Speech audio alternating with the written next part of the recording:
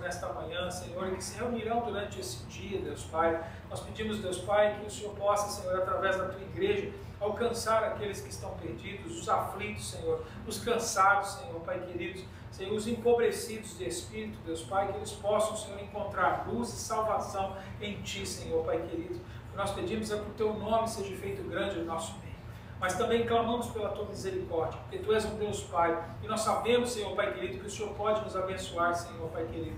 E por isso, Senhor, nós que não podemos mais recorrer, Senhor, a outros recursos, nós recorremos a Ti, Senhor, pedindo e clamando, Senhor, pela Tua intervenção sobre a vida da Andréia, Deus Pai, que precisa de um milagre, sobre a vida do Daniel, Senhor Pai querido, que vai passar por uma cirurgia.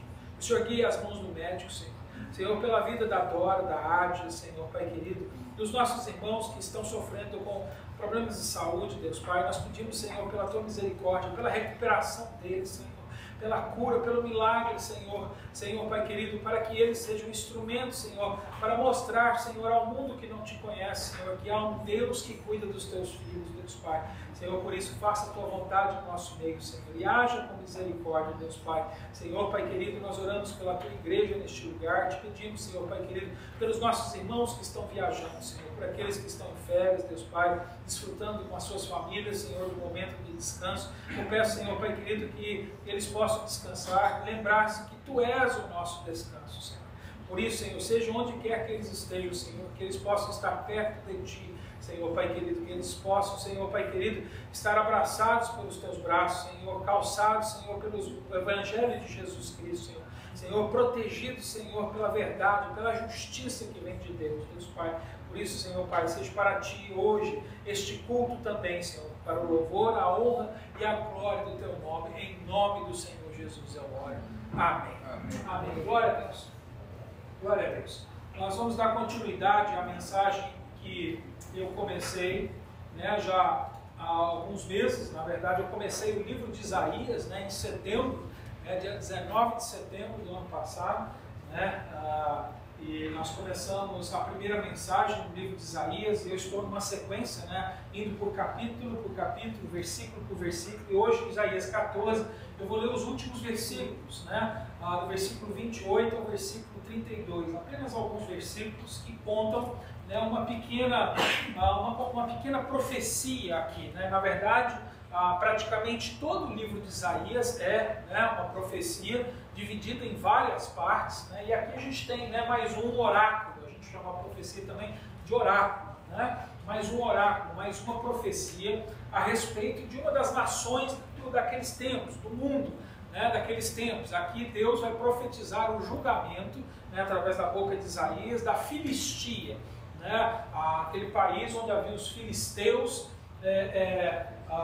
E nós vamos hoje aprender com isso aqui, porque você vai ver que na verdade aqui o julgamento em si, são 2 ou 3 versículos que ele diz muito pouco a respeito aqui do julgamento, porque o propósito do livro de Isaías não é deixar a gente saber a respeito das nações que foram julgadas, o que Deus fez com eles apenas. Não, o propósito do livro de Isaías é encorajar os crentes a permanecerem fiéis ao Senhor, para que você veja como o Senhor lida com os inimigos, como o Senhor lida com os antagonistas, como o Senhor é misericordioso, e até mesmo com o seu povo, quando o seu povo faz a coisa errada, quando aqueles que têm uma aliança com Deus acabam caindo no pecado, ou fazendo uma coisa errada, ainda assim, pela sua misericórdia, porque Deus fez uma aliança, Deus não volta atrás. Ele continua firme na sua aliança, ele continua firme com os seus escolhidos, com a sua igreja, com o seu povo. Né? Então hoje nós vamos ser encorajados. Então, né, o propósito dele revelar esses julgamentos é para mostrar que Deus é soberano, o que ele promete ele cumpre, e é também com o propósito de nos encorajar, para a gente saber que os inimigos, os nossos perseguidores, não vão ficar impunes. Né? Parece, quando a gente olha para o mundo do dia a dia, do dia de hoje, quando a gente olha para a cultura que nós estamos vivendo, a gente muitas vezes acaba se desanimando, a gente vê a falta de amor, o aumento, né, da corrupção, do crime, né, como esse mundo, nas poucas últimas gerações, nós podemos dizer, como esse mundo tem caminhado a passos largos para a corrupção sexual, né, a perversão sexual, né, de todas as formas, de todas as maneiras, como isso tem sido facilitado, como isso hoje faz parte até do nosso entretenimento. Muitas vezes a gente sai para, né, se divertir, para assistir um filme, né, para passar um tempo com a família, e a gente, até mesmo nos filmes hoje infantis, né, direcionados para as crianças, quando nós vamos assistir, nós vemos que existe, né,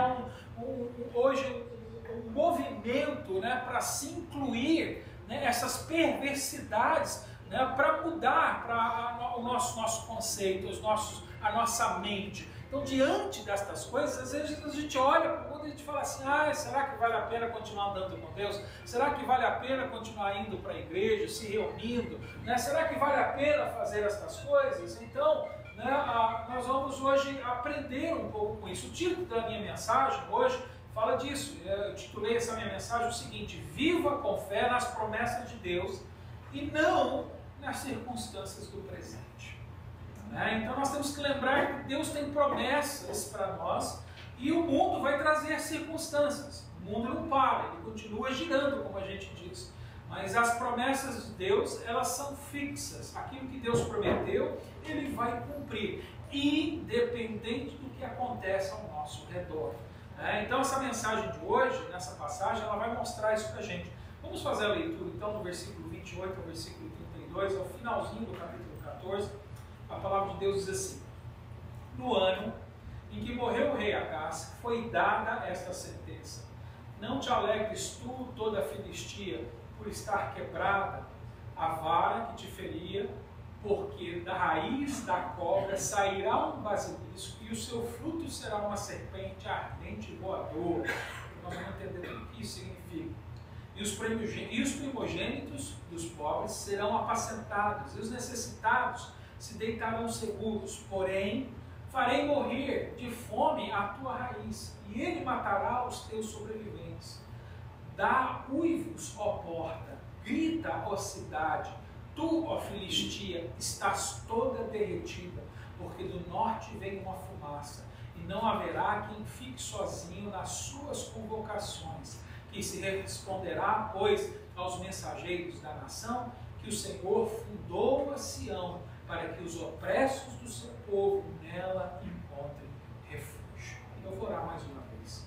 Pai, em nome de Jesus, agora eu oro diante da tua palavra, pedindo que o Senhor venha falar conosco, mudar os nossos corações, que essa palavra seja viva em nós, Deus Pai, trazendo arrependimento pelos nossos pecados, para que a gente possa, Senhor, crescer na tua presença em santidade. Eu te peço, Senhor Pai querido, que essa palavra hoje venha nos encorajar a permanecer firmes, Senhor, nas tuas promessas. Senhor, nós não venhamos, Senhor, ser tomados pelo desânimo, Senhor, das circunstâncias que estão acontecendo ao nosso redor, Deus Pai. Porque, Senhor, tudo aquilo que acontece nesse mundo é passageiro. E nós somos apenas peregrinos neste mundo. Senhor, nós estamos nessa jornada neste momento. E muitas vezes ao nosso redor, coisas terríveis, Senhor, nós veremos. Mas, Senhor, não desencoraje o nosso coração.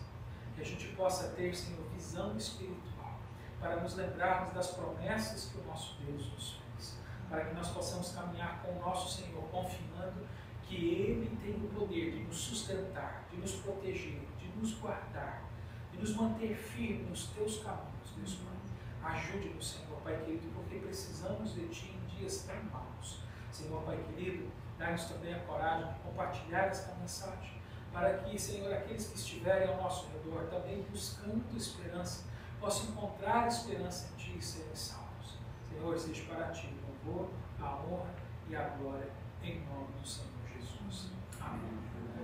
Bom, o primeiro ponto da minha mensagem está no versículo 28. Você vai ver que aqui Deus ele traz luz, né, a luz da esperança em tempos de trevas, no meio das trevas. Né? Você vê isso no versículo 28. Vamos voltar ao versículo 28, ele diz: no ano em que morreu o rei Acás, foi dada a sentença. Né? Essa sentença. Naquele momento, né, eu já expliquei para os irmãos aqui o contexto, só rapidamente. Israel vivia um bom momento, era um momento em que Israel estava próspero, cheio de abundância, de comida, de dinheiro. Né? Israel ainda vivia um bom tempo, mas as coisas estavam virando. Uma crise estava chegando. Né? A gente tem ouvido falar que né, aqui nos Estados Unidos nós estamos, né, à beira ou já passando por uma crise que vai piorar. A gente sempre ouviu isso. Quem já chegou aqui há muitos anos atrás já deve ter ouvido e passado por muitas crises, já passou por tempos bons, por tempos difíceis nessa terra. Eu já estou aqui há 26 anos, já vivi, acho que 2, 3 crises, tempos bons, porque assim, o mundo traz circunstâncias, esse mundo vai gerar, haverá dias bons, dias ruins, por quê? Porque esse mundo, a palavra de Deus diz, jaz no maligno, e por causa do maligno existe inconstância, há momentos em que há desequilíbrio, há momentos em que a gente, por causa do pecado e da impenitência, nós passamos por juízo, e há momentos em que o povo quebrantado se dobra, e procura Deus, recebe a misericórdia, recebe, então nós vivemos esse ciclo que acontece no meio da história, como eu disse, quem já viveu aqui, não só aqui no Brasil também, é que no Brasil parece que só tem crise todos os anos, mas não é verdade, sempre também houve também momentos bons. Quando a gente olha para essas coisas, a gente olha e fala assim, e agora, se eu estou nas trevas, se eu estou num momento difícil, será que há esperança? E é o que a gente percebe aqui já nesse versículo. Nesse momento em que vai vir o julgamento, em que as coisas vão ficar ruins para Israel e mais tarde para a Filistia, Deus vem com uma palavra. Deus vem com luz. Deus vem com um consolo. Ele vem trazer uma mensagem que, apesar de trazer um conteúdo a respeito do julgamento, mas para mostrar que Deus não se esqueceu. Ele não os abandonou.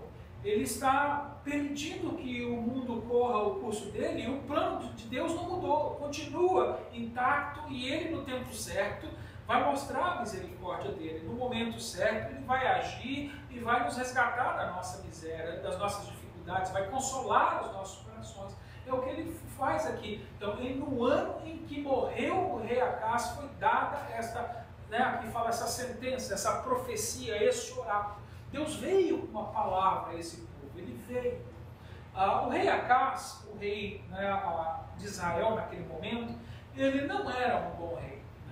E ele realmente não foi um rei que, na verdade, marcou a história de Israel, porque o rei Acás, ele na verdade foi, vamos dizer assim, o fim do reino davídico, no sentido de experimentar qualquer coisa grande na nação, não que acabou, não acabou a descendência de Davi. A gente sabe que mais tarde Jesus é um descendente de Davi e ele vai reinar eternamente. O reino davídico foi prometido. Deus fez uma promessa a Davi de que o reino dele nunca se acabaria e nunca vai se acabar. E quando ele disse nunca, ele precisava trazer alguém que fosse eterno, e é por isso que ele trouxe Jesus da linhagem de Davi, porque é o único que é eterno. Ou seja, ele cumpre as promessas que ele fez. Mas, na linhagem terrena de Davi, Acás marcou.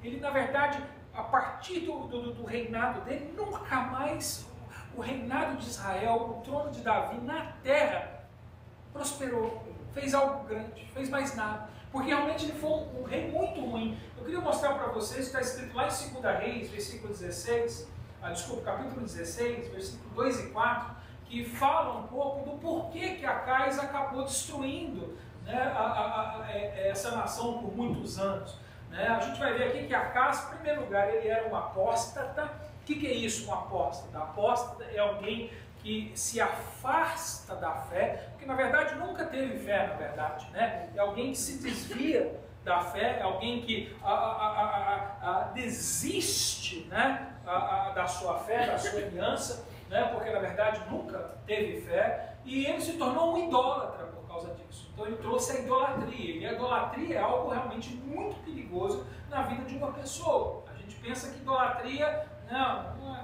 um grande problema. Para Deus isso é um grande problema, porque Deus ele se considera único, e ele diz que não divide a glória dele com ninguém. Então para Deus idolatria é você dar glória a outra coisa. Tem gente que idolatra um santo, tem gente que idolatra uma pessoa, tem gente que idolatra Deus inventado pelos homens, tem gente que idolatra alguma coisa da natureza, o sol, a lua, tem gente que idolatra o seu cônjuge, tem gente que idolatra os seus filhos, tem gente que idolatra o seu trabalho, tem gente que idolatra o dinheiro, tem gente que idolatra o carro, né, ou um hobby. A idolatria pode vir de várias formas diferentes, e esse foi o grande problema deste homem. Vamos ler lá, 2 Reis, versículo 16, capítulo 16, versículo 2 ao 4. Olha só, você pode seguir comigo também na tela. Tinha Acás 20 anos de idade quando começou a reinar, né? Era um jovem rei, e reinou 16 anos em Jerusalém, e não fez o que era reto aos olhos do Senhor seu Deus, como Davi seu pai, porque andou no caminho dos reis de Israel, ou seja, outros reis haviam feito a mesma coisa que ele vai fazer agora, até a seu filho fez passar pelo fogo. Isso que significa que ele entregou o filho dele para ser queimado como oferta aos deuses, né? Até o próprio filho dele, ele queimou no fogo como oferta para os deuses. Terrível, né? Olha só, né? Segundo as abominações dos gentios que o Senhor lançara fora de diante dos filhos de Israel, né? O mundo que não tinha aliança com Deus, que não conhecia a Deus, praticava essas coisas, faziam esse sacrifício. Agora, alguém que tinha aliança com Deus, conhecia as coisas de Deus, jamais deveria participar desse tipo de sacrifício. Então aqui Deus está dizendo, mostrando qual foi o caminho dele. Versículo 4. Também sacrificou e queimou incenso nos altos e nos outeiros, como também debaixo de todo arvoredo. Então aqui ele mostra no versículo 4 que ele começou a idolatrar, fazendo queima de incenso, né, a adoração a pé de árvore, no meio da natureza, em altares, em outros lugares, né? Como eu disse, a idolatria ela pode tomar várias formas diferentes, né? E a idolatria é algo tão terrível na vida de uma pessoa, que ela leva muitas vezes a pessoa, né, a uma loucura espiritual, nós podemos dizer assim, e até mental, né, de fazer o que ele fez, de entregar o próprio filho para ser sacrificado a um Deus. Naquele tempo havia um Deus chamado, né, Moloque, né, havia uma estátua, né, no templo de Moloque, que ficava assim com os braços, né, essa estátua tinha os braços assim, e aí eles pegavam e pregavam aos seus filhos, né, normalmente o primeiro filho que nascia em uma família, eles colocavam no braço desse Deus e eles punham fogo ali embaixo e queimavam aquela criança viva ali, né, nos braços de Moloque como uma oferta para Deus, abençoá-los ali, né, para que eles fossem próximos, né.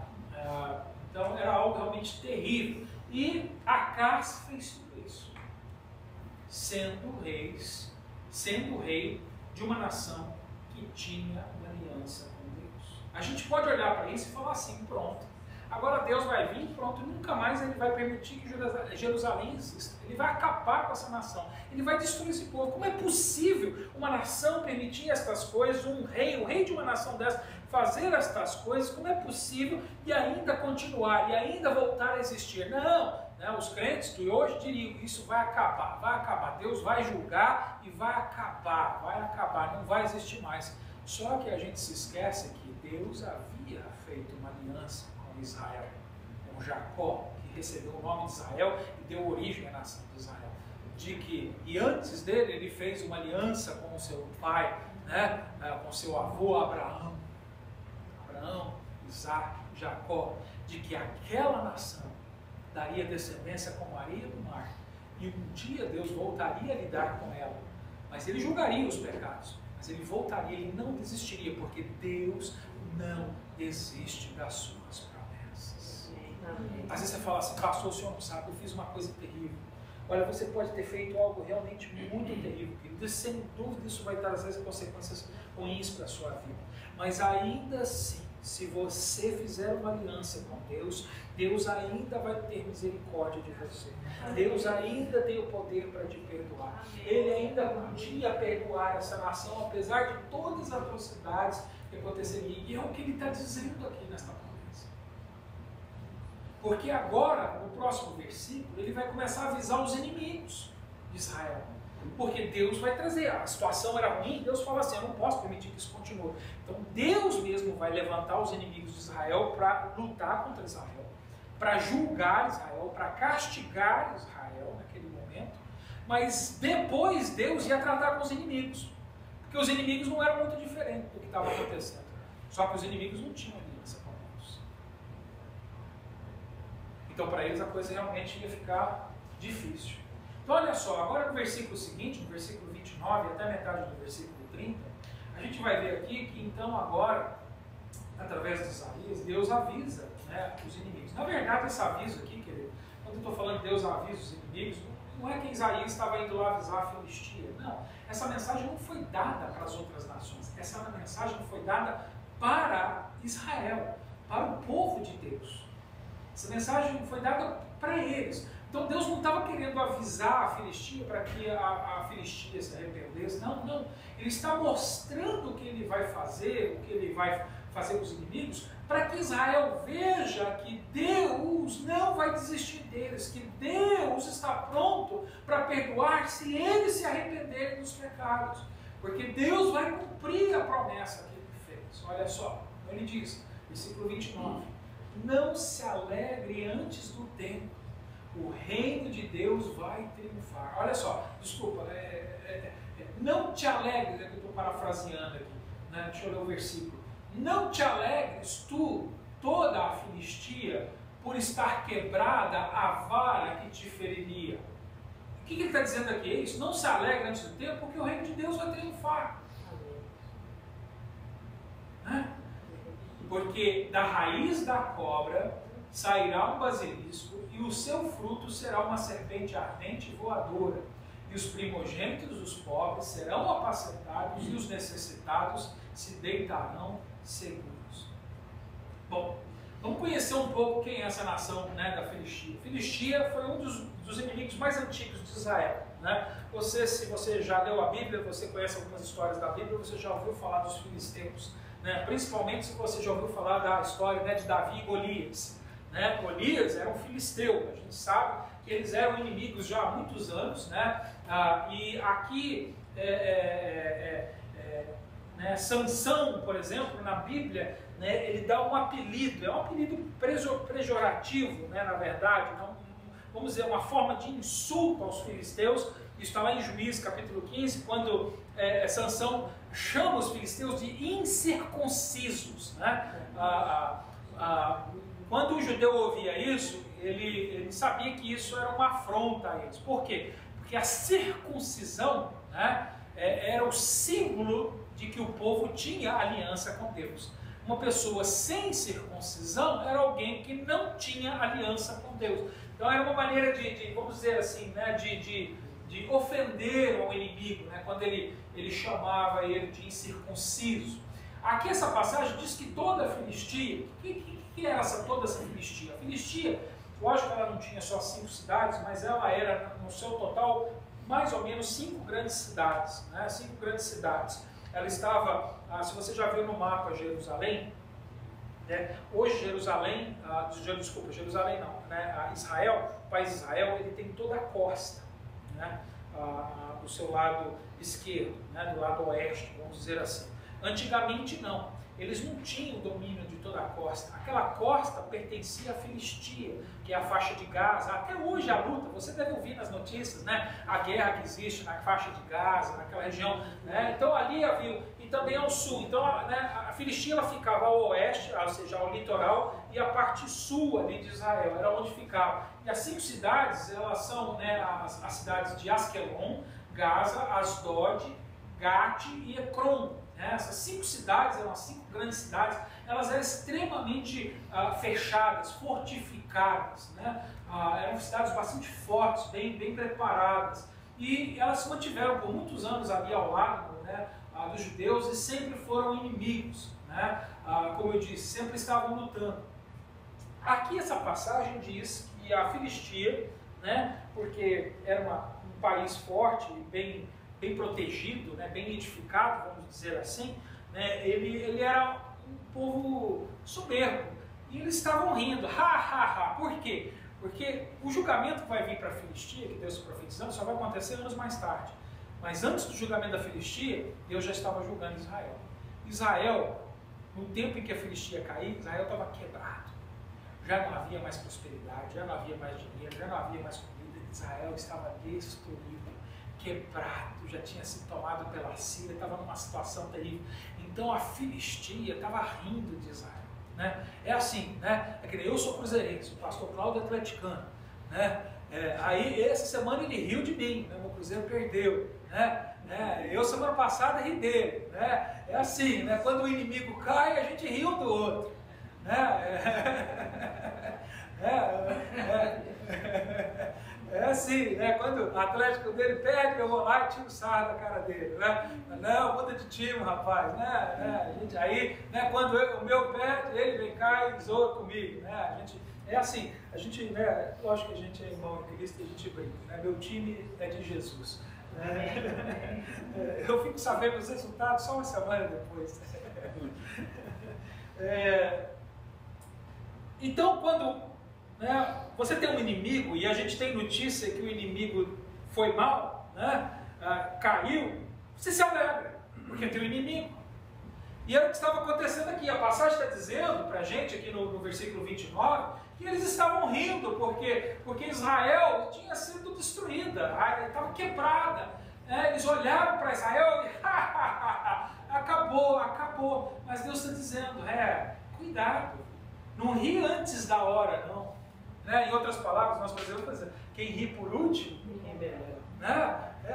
É o que a gente costuma dizer. Né? Eu não sei se isso veio da Bíblia, da onde veio, né? Como é que surgiu isso, que ri por último, ri melhor. Mas na verdade, em outras palavras, é mais ou menos o que você está dizendo, vocês estão rindo antes da hora. Porque o julgamento de vocês está chegando. Eu não vou deixar essa nação, porque eu cuido do meu povo. Eu cumpro as minhas promessas. Hoje você talvez esteja passando por uma luta. Hoje talvez existem inimigos, né, lutando contra você na sua vida. Há momentos que nós vivemos isso de uma maneira real na nossa vida. Né? Às vezes o inimigo é uma enfermidade. A irmã Nádia tem lutado contra o inimigo, a irmã Dora tem lutado contra o inimigo. Nós lutamos. Eu estou lutando contra o inimigo, a idade. Né? É o inimigo de muita gente aqui. Só da Jô que não, né, Jô? Já está jovem, né? Velho é o mundo, quando eu nasci, já estava aí. O velho é o mundo, né? Então, a gente tem um inimigo.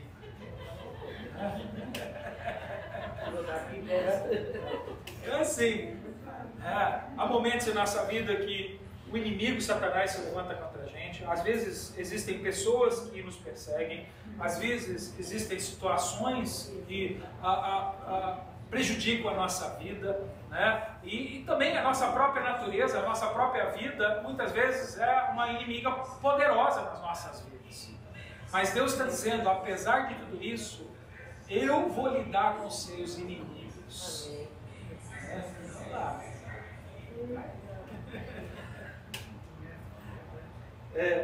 Eu vou lidar com os seus inimigos. Por exemplo, você podia dar glória a Deus, porque Jesus já venceu o maior inimigo que você tinha. A palavra de Deus diz para a gente que Jesus venceu a morte. Um inimigo poderoso sobre as nossas vidas, porque aqui todo mundo um dia vai morrer. Mas a morte, ela não significa que a vida acabou. A morte, a palavra morte, significa que a gente se separa. A morte física é que o meu corpo físico se separa do meu corpo espiritual, da minha alma. E a morte espiritual significa que eu estou separado eternamente do meu Criador. Então Jesus lidou com essa morte. Jesus foi lá e venceu essa morte, para que eu não fique separado do meu Criador pela eternidade, pelo contrário, para que através dele, crendo em Jesus Cristo, eu possa receber a vida, e não a vida só no corpo, mas a vida eterna, e viver eternamente na presença do meu Criador. Ele venceu. Ele vence os inimigos, e ele vai vencer a Filistia, ele vai derrotar o inimigo de Israel, ele vai acabar.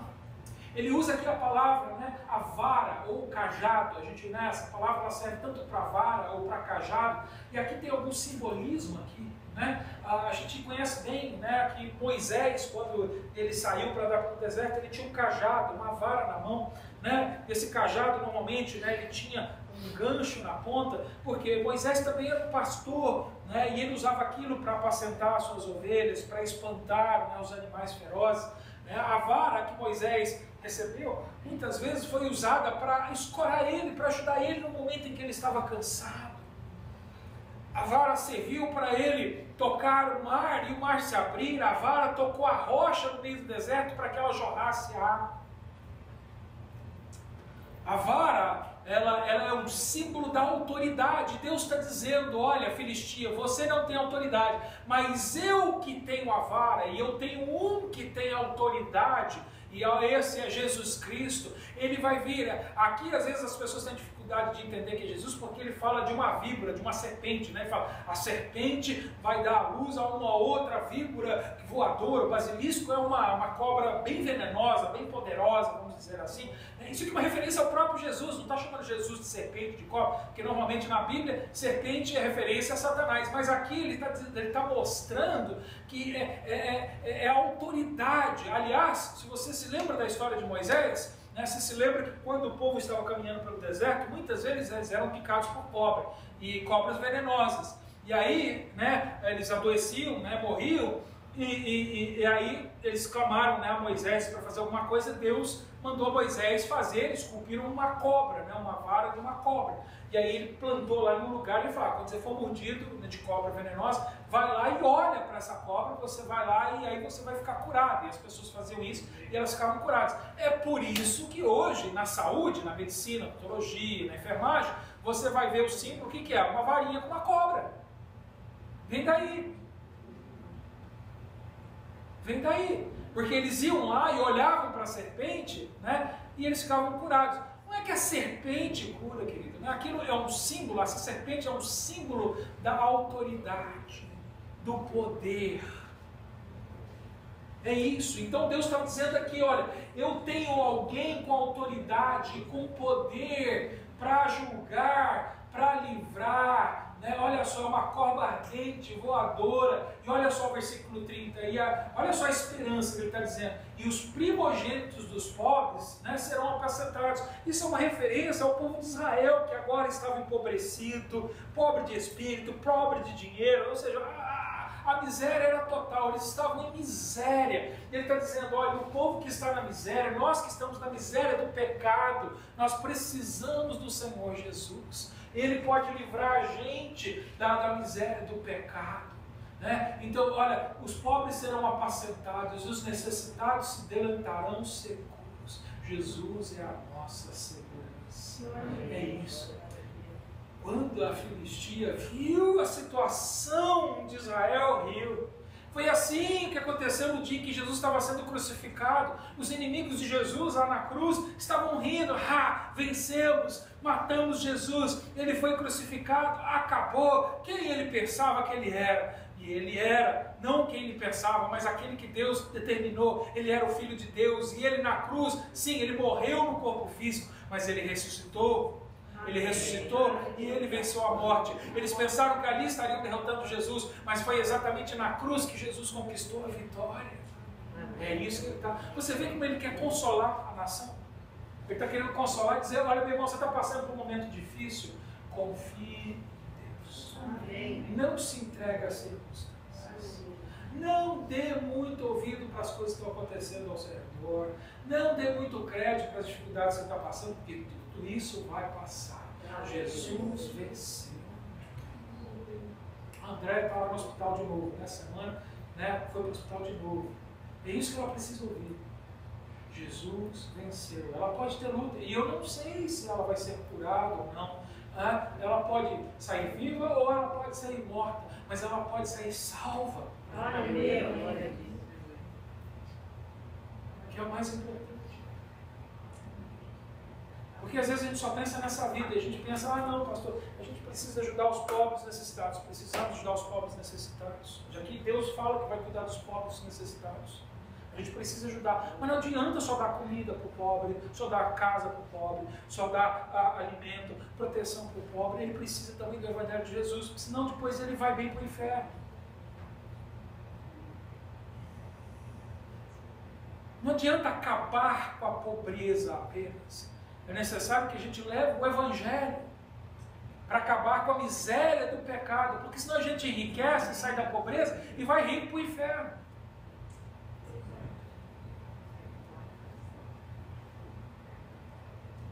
O Evangelho precisa ser completo. Né? A gente vê essa provisão. Ezequiel, capítulo 34, versículo 11 a 16, diz assim: porque assim diz o Senhor Deus, eis que eu... Olha só a coisa aí. O próprio Deus falou. Porque assim diz o Senhor Deus, eis que eu mesmo, procurarei pelas minhas ovelhas e as buscarei. Como o pastor busca o seu rebanho no dia em que está no meio das suas ovelhas dispersas, assim buscarei as minhas ovelhas, e livrá-las-ei de todos os lugares por onde andam espalhadas, no dia nublado e de escuridão. Olha só, tempos ruins, aqui é uma referência aos dias ruins, às trevas, às circunstâncias ruins. Versículo 13: e tirá-las-ei dos povos, e as congregarei dos países, e as trarei à sua própria terra, e as apacentarei nos montes de Israel, junto aos rios, em todas as habitações da terra. E em bons pastos as apacentarei, e nos altos montes de Israel será o seu aprisco, ali se deitarão um bom redil, e pastarão em pastos gordos nos montes de Israel. Eu mesmo apacentarei as minhas ovelhas, e eu as farei repousar, diz o Senhor Deus. A perdida buscarei, a desgarrada tornarei a trazer, e a quebrada ligarei, e a enferma fortalecerei. Mas a gorda e a forte destruirei, apacentareis com juros. Olha só, o próprio Deus faz. Ele que faz todas estas coisas. Ele está fazendo uma promessa aqui. Isso aqui, Ezequias, é uma promessa para Israel. Ele está dizendo que o povo de Israel, que vai ser disperso pelas várias nações do mundo, né, depois da perseguição, da destruição, né, do país, um dia ele traria de volta em seu país. Nós já vivemos o cumprimento dessa promessa. Em 1948, né, a gente viu, né, pela história, né, eu estava vivo lá, né, não sou tão velho assim. Né, mas em 1948, você pode olhar nos livros de histórias, né, você vai ver que o povo de Israel recebeu de volta a sua terra. Hoje existe um novo país de Israel, que não existiu por muitos anos. É por isso que existe um conflito muito grande, porque mais tarde tudo aquilo era Palestina. E os palestinos falam, não, essa terra é nossa, os israelenses falam, não, essa terra é nossa, e vai haver um conflito eterno ali. A gente tem que orar por ambos. Mas Deus cumpriu e falou que vai trazer, mas ele disse que ainda vai continuar essa obra. Por quê? Porque apesar de ele falar aqui de uma maneira específica para Israel, ele inclui o resto do mundo, porque ele diz que ele também vai tirar de diante dos povos e congregarei dos países. Olha só, e pela terra ele vai apacentar. Ou seja, né, porque o plano de Deus nunca foi tratar apenas com uma nação, só com Israel. O plano de Deus era usar a nação de Israel para abençoar todas as outras nações da terra. Foi a promessa que ele fez lá em Gênesis 12 para Abraão. Em ti serão abençoadas todas as nações da terra. Ou seja, o desejo de Deus, ele está com todos nós, com a sua igreja, comigo, com você que nasceu no Brasil, no Peru, né, em Honduras, na Espanha, em Portugal, sei lá onde você nasceu. O Deus, ele está buscando o seu povo, as suas ovelhas, ele está juntando, trazendo as suas ovelhas, porque ele tem um lugar para a gente, ele tem uma terra prometida para mim e para você. Ele prometeu que um dia ele vai formar para mim e para você uma terra, ele vai fazer descer do céu um novo céu, uma nova terra, que é o que a gente chama, né, não paraíso, né, mas de ir para o céu. Né? Nós não vamos, quando morrer, ficar flutuando lá no meio das nuvens, né, no meio das estrelas da galáxia, querido. Né? Quando a gente fala que a gente vai para o céu, a gente está fazendo uma referência de que um dia o Senhor vai dar para a gente um lugar físico para a gente habitar pela eternidade, na presença dele. E é o que ele promete, né, em Apocalipse, né, a partir do capítulo 21, que ele vai trazer uma nova terra, um lugar novo, sem a influência do mal, sem as trevas, sem a influência de Satanás, sem o pecado, para que a gente viva uma eternidade de paz, uma eternidade na glória, na presença do nosso Senhor Jesus. E ele está preparando, é o que ele promete, ele diz. Aí você fala, quem nos dias de hoje tem rido antes do tempo? Que tem gente que se tem vangloriado nos nossos dias, no meio da nossa cultura, né? Porque não adianta eu falar de tudo isso do tempo de Israel se a gente trouxer para os nossos dias de hoje. Tem gente que anda rindo da gente, Né? Quem zomba das coisas de Deus nos dias de hoje? Os cientistas. Né? Não todos, mas os cientistas, os evolucionistas. Né? Eles denigrem a palavra de Deus, eles riem da gente, falam, ah, que bobagem, vocês acreditam nessas coisas, que bobeira. Né? Aqueles que zombam, até cristãos que zombam da segunda vinda de Cristo, não, acredito em Jesus, mas esse negócio de Jesus vir para voltar de novo, não é bem assim, não. Isso daí é só figurativo, zombam das coisas de Deus. Tem gente rindo nos dias de hoje também. Lembra quem ri por último? Os ricos, eles pensam que por causa das suas riquezas, né, o seu futuro está seguro, ele tem muito dinheiro, estou seguro, eu preciso de Deus. Um dia eu preguei com uma pessoa rica e foi exatamente o que ele me disse. Né? Aí olha, eu respeito o que você está fazendo e tal, né? Sou grato por você falar comigo e tal, mas eu não acredito nessas coisas, eu acredito no meu dinheiro.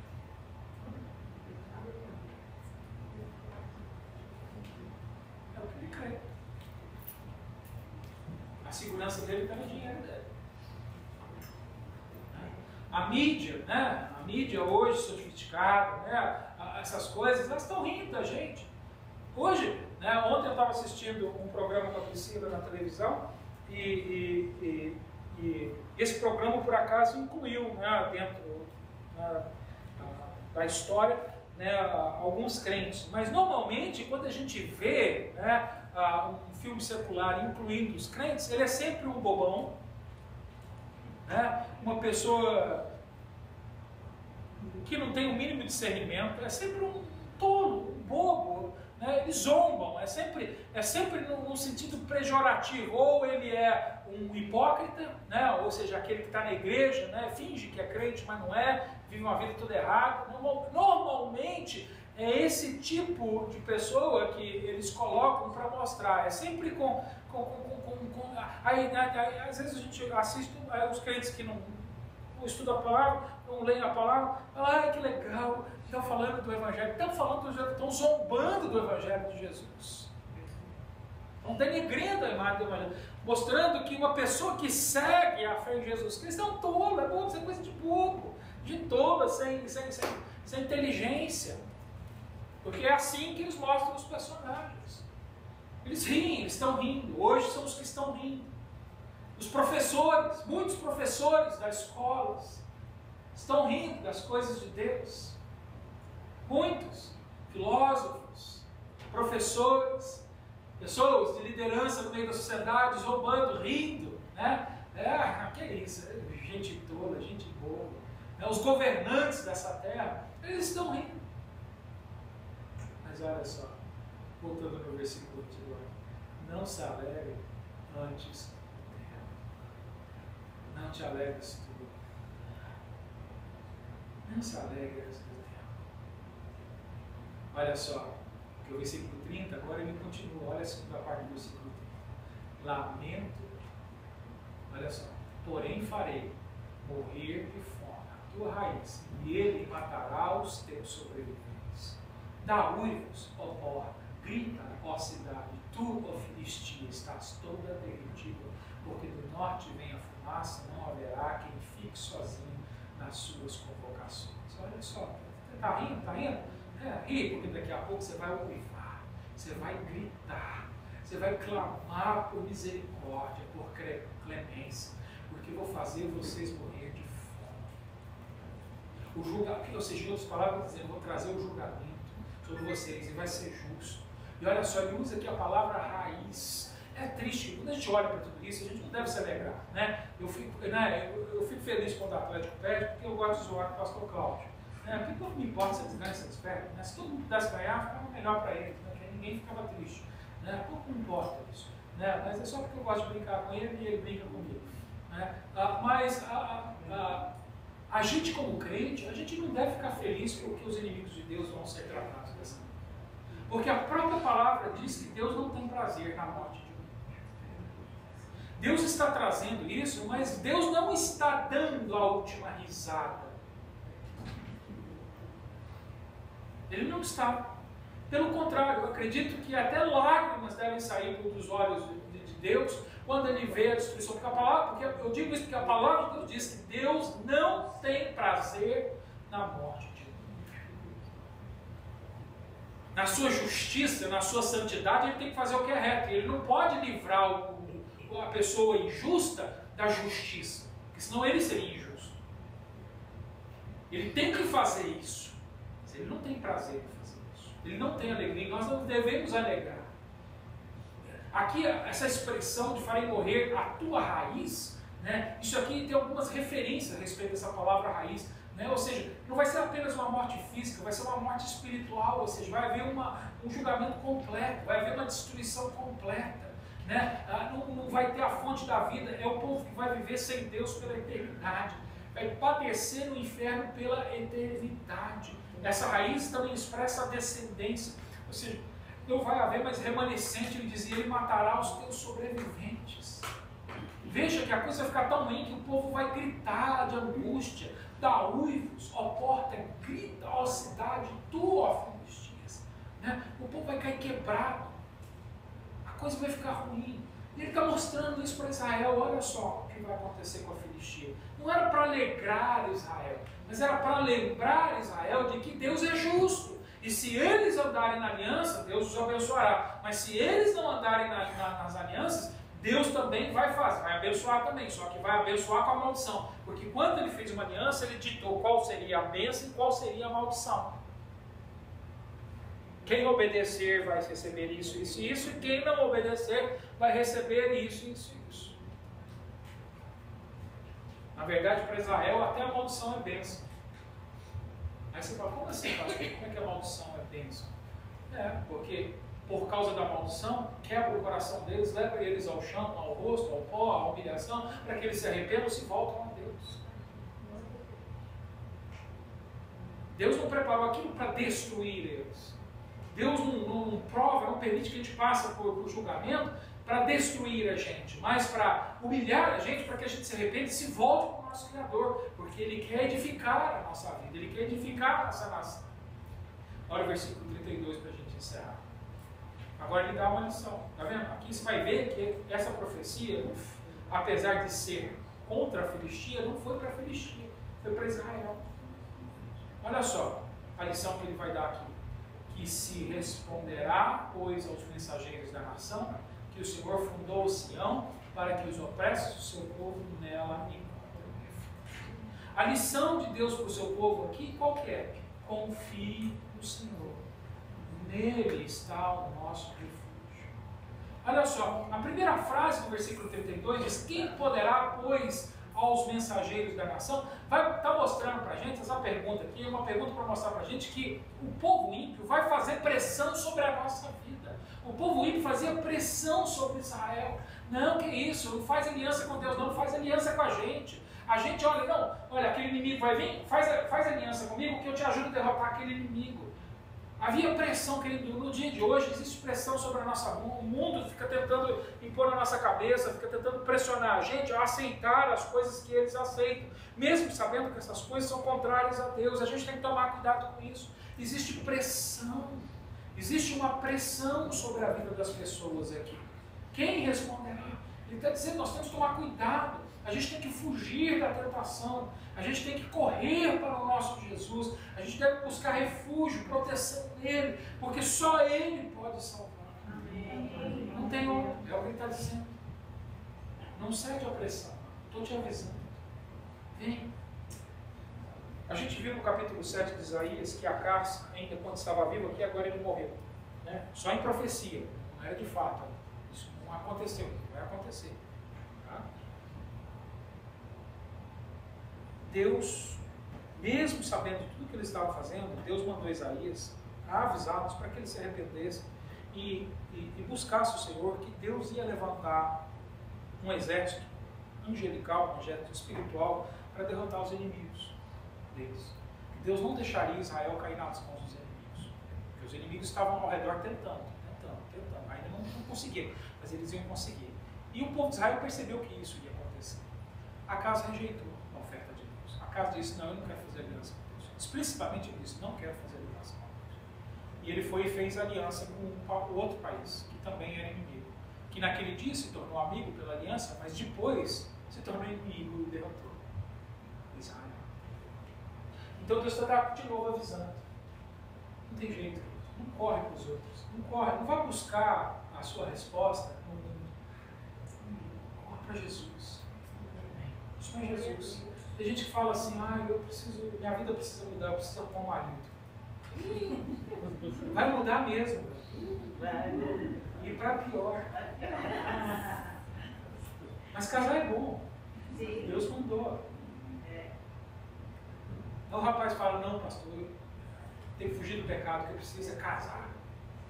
Né? Às vezes os jovens falam assim, pastor, eu tenho que fugir do pecado, eu preciso casar. É bom casar mesmo, né? Não cometer pecado. Mas não vai ser. Porque o próprio Paulo disse, né, que é melhor ficar solteiro. Ele diz, não sou eu, a Bíblia diz isso, que é melhor ficar solteiro. Mas ele diz, mas se você não consegue, casa. Mas não vai ficar melhor. Não vai ficar melhor. É a realidade da palavra. É a realidade. Eu, quando preparo os casais aqui da igreja, né, nós tivemos alguns que já fizeram isso comigo, e eu uso um livro que chama, né, Quando Dois Pecadores Dizem Sim. Um livro escrito muito bom, recomendo até os casais casados a ler. Ajuda muito. Por quê? Você tem que entender que eu sou um pecador. A minha esposa, antes de casar comigo, era um pecador. E o dia que eu fiz uma aliança com ela, nós agora colocamos debaixo da mesma casa 2 pecadores.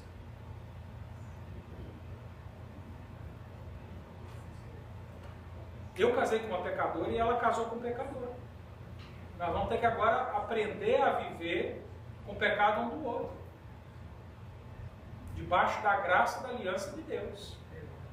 Então ela vai precisar de usar graça comigo e eu vou precisar de usar graça com ela, porque ela não é perfeita. Eu sou quase, mas ela eu acabei de pecar feio. Acabei de falar para ela não falar assim com o senhor.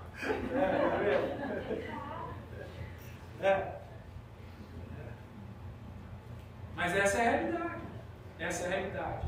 Por isso Jesus diz, você quer fazer uma aliança? Você quer buscar refúgio? Você quer buscar descanso? Busque em mim. Busca em mim. Aqui esse último versículo diz que a gente deve confiar no Senhor. Ele usa a expressão, quem o Senhor, né, que o Senhor fundou Sião. Vocês que ele está querendo mostrar aqui? Ele é o autor. Ele é o Criador. Ele é o fundador. É Ele quem tem autoridade, mais ninguém. É com Ele que a gente deve se aliançar. Colossenses 2,6 diz, portanto, assim como vocês receberam a Cristo Jesus, o Senhor, assim andem nele. É com o Senhor. E a segunda lição que a gente tem aqui agora, para a gente tirar aqui, é que a gente deve descansar no Salvador. Ele é a nossa segurança. Ele disse que ele ia ajudar os opressos do seu povo a encontrar refúgio. Então, eu não sei o que você anda vivendo na sua vida, mas olha, se você tem andado cansado, se você tem tido dificuldade de viver essa vida que é dura, eu vou dizer uma coisa para você, a vida não vai mudar, mas a sua vida pode mudar. Você pode encontrar o descanso que o mundo não pode te dar em Jesus Cristo. Em Jesus você pode encontrar essa aliança. Foi o que aconteceu.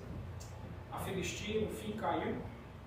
Isso aconteceu mais ou menos no ano 722 a.C. Essa história está relatada no próprio livro de Isaías, lá no capítulo 20, versículo 1. Lá diz, no ano em que Tartã, enviando a Sargon, rei da Síria, veio de Asdod e guerreou contra ela e a tomou. Você viu lá no versículo 31, falou que vinha uma fumaça do norte? Está aqui, essa aqui é a fumaça do norte. A palavra fumaça do norte mostrava que vinha um grande exército organizado. Quando eles baixavam, a poeira subia. Uma fumaça do norte veio. O exército assírio veio, entrou na Filistia e acabou com ela mais tarde. Porque Deus cumpre o que ele promete.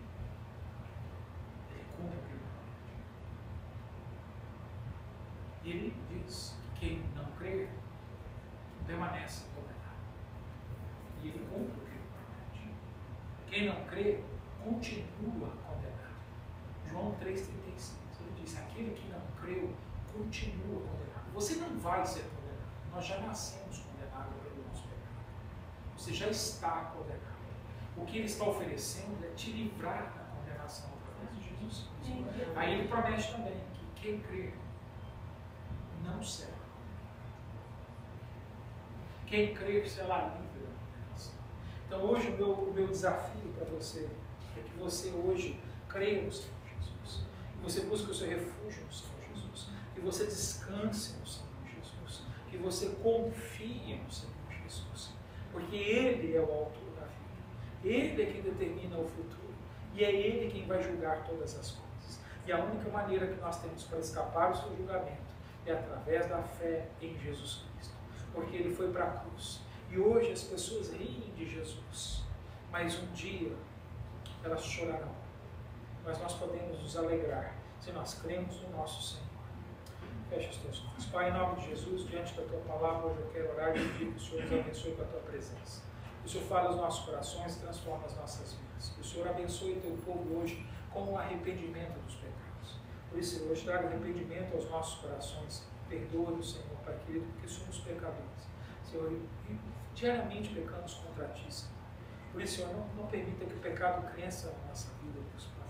Quebranta, Senhor, toda a soberba do nosso coração, Senhor. Quebranta, Senhor, Pai querido, nas nossas vidas, todo o orgulho, Deus Pai. Senhor, toda a perversidade, Senhor, Pai querido. Quebra-nos, Senhor, e mostra-nos, Senhor, que nós precisamos de um Salvador, Deus Pai. Por isso, hoje, Senhor, faça a Tua obra. Porque, Senhor, as minhas palavras, Senhor, elas podem até trazer, Senhor, a luz da mensagem. Mas só o Espírito hoje pode convencer o homem. Por isso eu peço que o Espírito Santo de Deus convença hoje o homem do pecado, da justiça e do juízo. Para que haja hoje edificação, para que haja hoje salvação. Em nome do Senhor Jesus. Amém.